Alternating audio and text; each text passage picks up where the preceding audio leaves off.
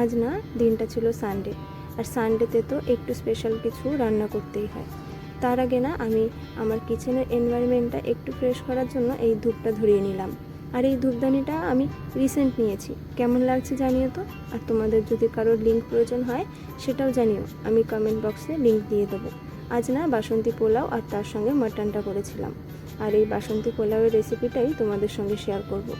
খুব সহজ জানো তো। ঘিয়ের মধ্যে কাজু আর কিশমিশটাকে প্রথমে ভেজে তুলে রাখতে হবে। সেই ঘিয়ের মধ্যেই দিয়ে দিতে হবে গোটা গরম মশলা আর কিছুটা গ্রেট করে রাখা আদা।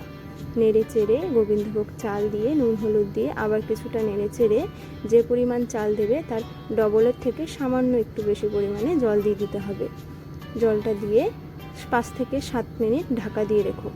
7 মিনিট পর ঢাকাটা তুলে চিনি আর কাজু কিশমিশটা দিয়ে দিও। চিনিটা তোমাদের স্বাদ মতো দিও। দেওয়ার পর আবার 2 মিনিট থেকে 5 মিনিট ঢাকা দিয়ে রেখো। তাহলেই দেখবে পোলাওটা একেবারে রেডি।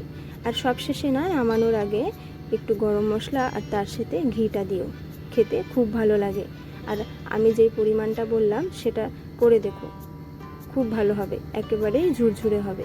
আর আমি খেয়ে দেখেছি, সত্যি খুব ভালো হয়েছিল। তোমরা আমি যেভাবে বললাম সেভাবে ট্রাই করো। চলো আজ তবে আসি, তবে আমি কিন্তু আবার আসবো।